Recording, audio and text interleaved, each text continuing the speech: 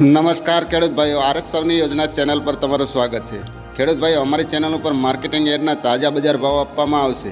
ખેડૂત ભાઈઓ, તે પહેલાં જો નવા આવ્યા હોય તો અમારી ચેનલને લાઇક અને સબસ્ક્રાઈબ કરી લેજો, જેથી તમને તમામ માર્કેટના બજાર ભાવ મળતા રહે।